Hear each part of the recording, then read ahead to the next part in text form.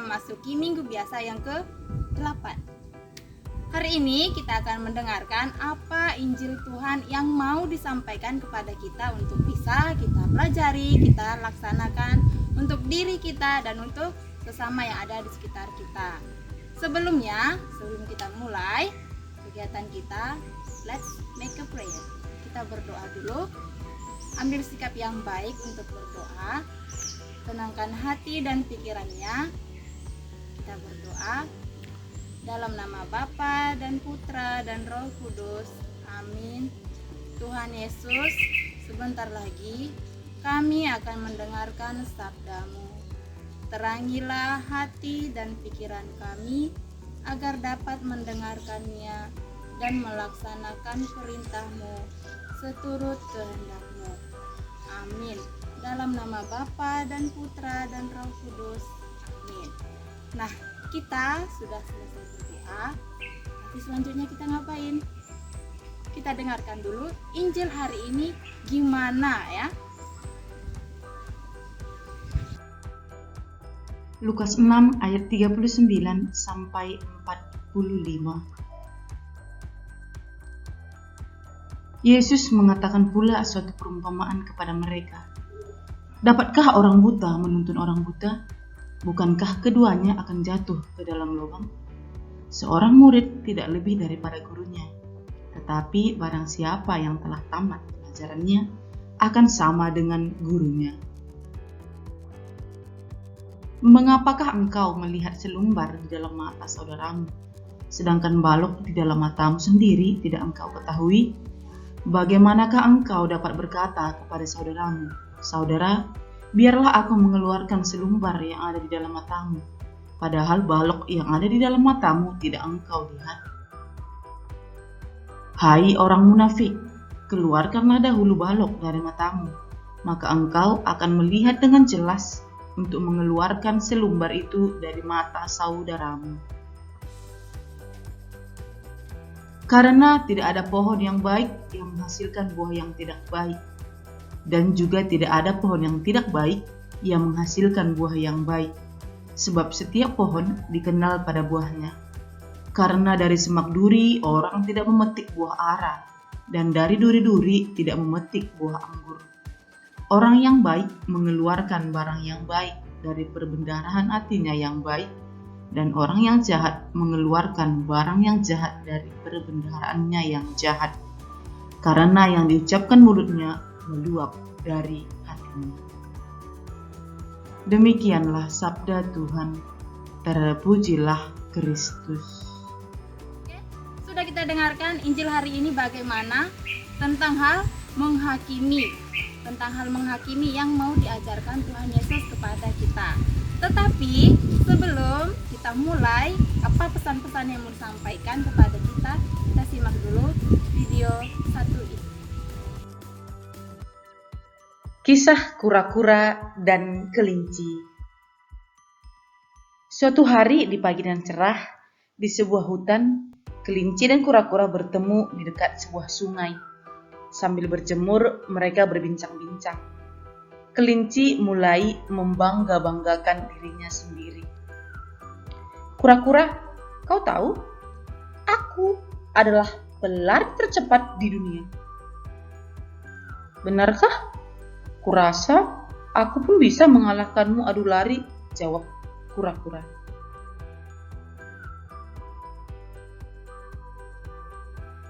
Lalu kelinci berkata kepada kura-kura, "Jalanmu saja sangat lambat.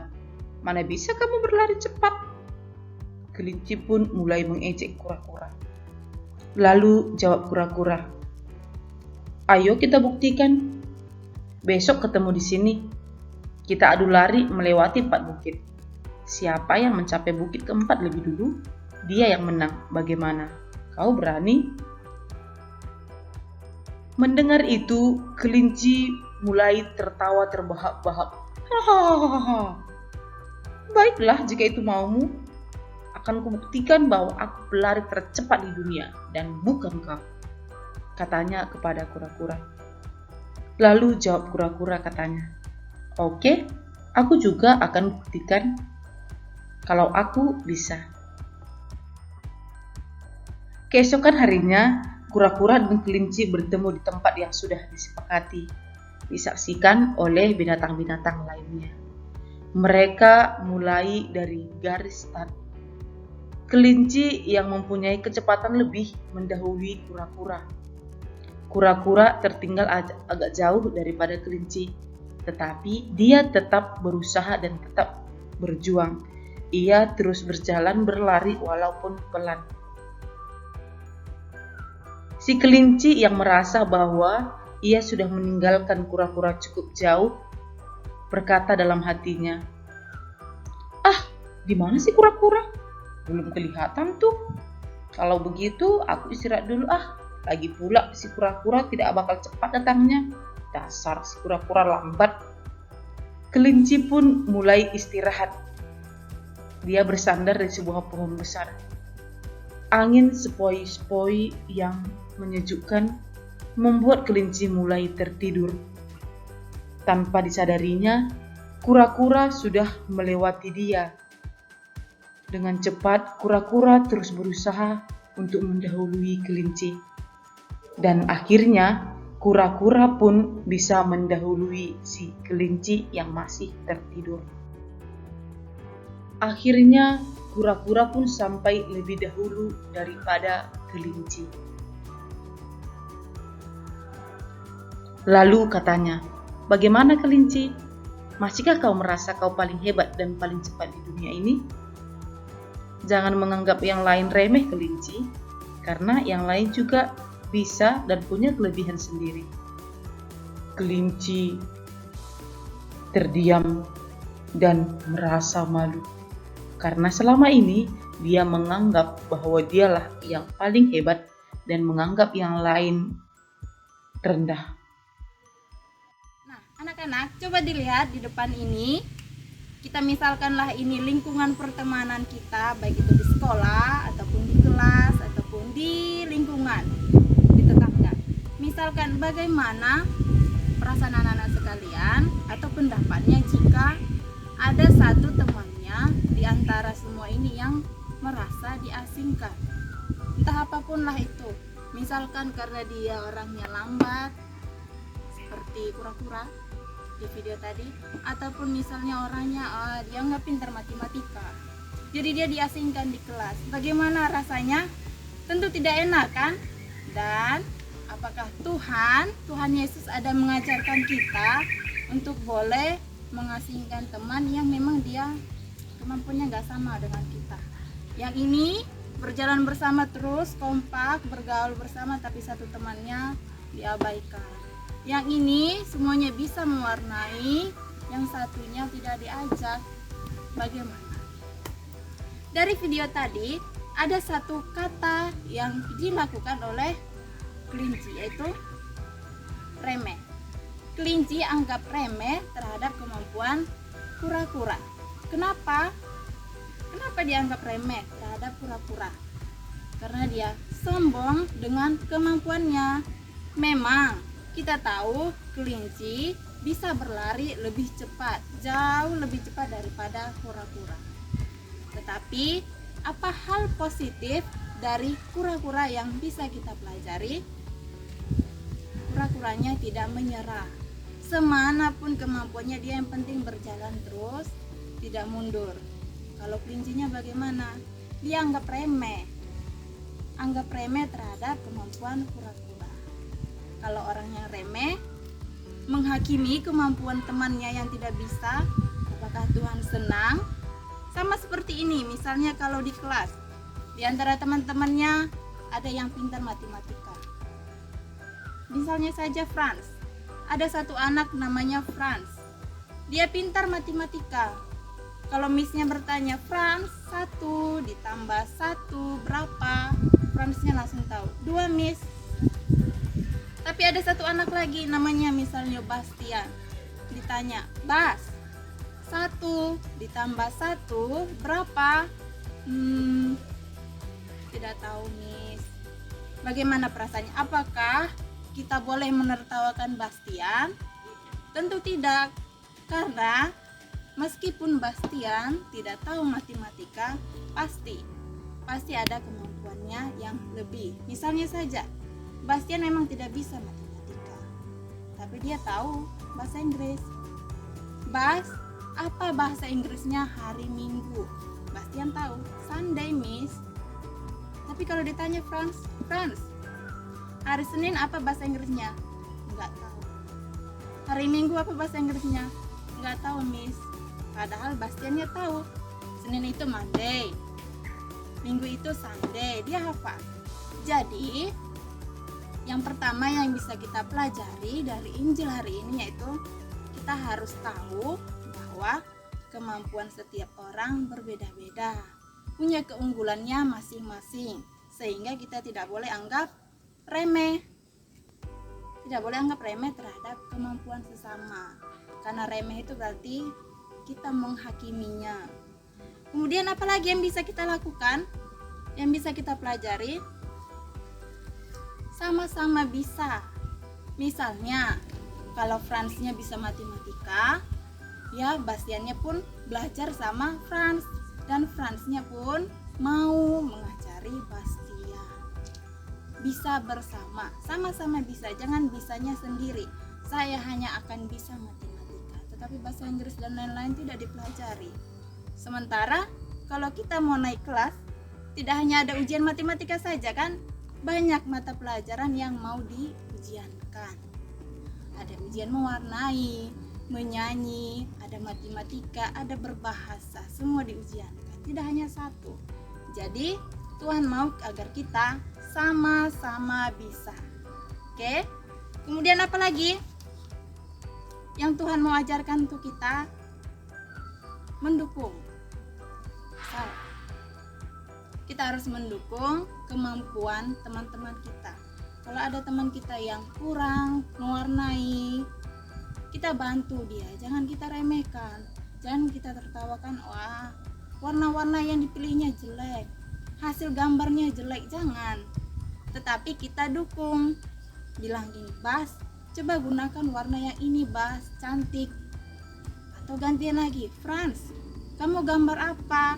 Dia misalnya menggambar ikan tapi kurang bagus. Nah, Bastian bisa bantu menggambarkan ikan. Artinya saling mendukung, bukan mencontek ya. Saling mendukung, saling melengkapi kekurangan teman-temannya, bukan menganggap remeh. Kenapa? Kenapa suster bilang seperti itu? Karena jika kita melakukan kebaikan, berarti kita pun sudah mengajak teman-teman kita untuk melakukan kebaikan. Anak yang baik mengajak teman-temannya melakukan yang baik. Misalnya apa? Bermain bersama. Selesai bermain di kelas, lalu lonceng. Mau masuk lagi belajar, lanjut belajarnya. Semua pergi langsung mengambil ke tempat duduknya, kursinya. Tinggal Bastian yang membereskan mainan-mainannya. Apakah boleh seperti itu? Tidak kan? Maka anak baik, kita kan anak baik semua. Kita anak baik berarti kita sama-sama membereskan mainan kita. Sama dengan Bastian, jangan hanya Bastian yang bereskan mainan. Jangan hanya Franz, jangan hanya Yohana yang beresin mainan. Sama-sama diberesin. Seperti itu. Jadi kalau kita anak Tuhan, kita pun harus bersikap bagaimana Tuhan mau anak-anaknya. Kerjasama, bertanggung jawab. Kalau habis main-main, sama-sama dibereskan mainannya. Kalau ada temannya yang kurang dalam pelajaran tertentu, dibantu. Jangan diejek, jangan dibilang, wah dia nggak bisa ini Miss, dia nggak bisa itu suster, saya saja langsung. Jangan. Beri temannya kesempatan. Artinya kita tidak mau menghakimi. Karena ada yang Franz bisa, misalnya seperti ini Franz, ini Bastian. Ada hal yang Franz bisa lakukan, tapi Bastian tidak bisa. Sebaliknya, ada hal yang Bastian bisa lakukan, tetapi Franz tidak bisa. Makanya kita tidak boleh menghakimi. Dia tidak bisa itu Miss, dia tidak bisa itu suster, tidak boleh ya. Saling mendukung. Kemudian dari semuanya itu, kalau kita bisa melakukannya, tidak anggap remeh, sama-sama bisa dengan teman-temannya, tidak hanya bisa sendiri, kemudian saling mendukung yang baik ya, bukan mendukung wah missnya pergi ayo main-main, bukan yang itu ya. Saling mendukung. Kalau misalnya missnya pergi atau susternya pergi dari kelas, saling mendukung artinya teman-teman kita jangan ribut ya sampai missnya kembali, atau jangan ribut ya sampai susternya kembali. Itu yang dimaksud mendukung. Kemudian yang tadi dia bisa matematika, tapi yang satunya bisa bahasa Inggris. Kita menghargai kemampuan masing-masing teman-teman kita. Tidak ada istilah mengasingkan satu orang. Kemudian dari semuanya itu Tuhan pasti mau kita sebagai anak-anaknya melakukan yang baik. Anak yang baik akan melakukan yang baik terhadap teman-temannya. Oke anak-anak suster, itu saja yang bisa suster sampaikan dari Injil hari ini. Suster harap anak-anak semua dan suster tentunya akan berusaha untuk tidak menghakimi dan lebih mengutamakan selalu melihat diri sendiri. Oh, saya kurangnya ini, saya harus perbaiki. Saya lemahnya di sini, saya harus perbaiki. Itu yang utama, bukan dia kurangnya di situ, saya bisanya di sini. Itu nggak boleh ya. Artinya kita terlalu melihat teman kita. Coba kita berusaha melihat diri kita sendiri. Bukan bercermin ya, bukan bercermin lama-lama, tapi kita melihat diri kita sendiri, apa yang kurangnya saya. Kalau berhitung saya masih kurang, maka belajar berhitung di rumah, bertanya sama kakaknya, ayah ibunya, saya kurang dalam mewarnai, bertanya sama temannya yang bisa. Jadi kita selalu memperbaiki diri kita, mengajak teman kita yang kurang, bukan menghakimi. Karena di saat kita menunjuk teman-teman kita, berapa jari sama kita? 3 jari sama kita, berarti kita layak seperti itu. Dan anak suster yakin anak-anak semuanya pasti bisa melakukan dan melaksanakan apa yang diperintahkan Tuhan dari Injil hari ini, yaitu tidak menghakimi, dan suster pun akan berusaha. Anak suster, kita tadi sudah dengarkan apa ajaran Tuhan pada kita dari minggu hari ini. Sekarang saatnya kita meresapinya dan melaksanakan. Kita tutup pertemuan ini dengan doa. Kita berdoa, bagaimana sikap yang baik dalam berdoa? Kita tenangkan hati, pikiran kita. Kita berdoa dalam nama Bapa dan Putra dan Roh Kudus. Amin. Tuhan Yesus, kami sudah mendengarkan sabda-Mu. Semoga kami mampu mendengarkannya dan melaksanakannya dalam hidup sehari-hari kami terhadap kakak, adik, orang tua, dan teman-teman di sekolah. Terima kasih Tuhan Yesus. Amin. Dalam nama Bapa dan Putra dan Roh Kudus. Amin. Nah, kita sudah selesai. Silakan dilakukan, dilaksanakan. Sampai bertemu pada minggu selanjutnya, minggu ke-9. Bye.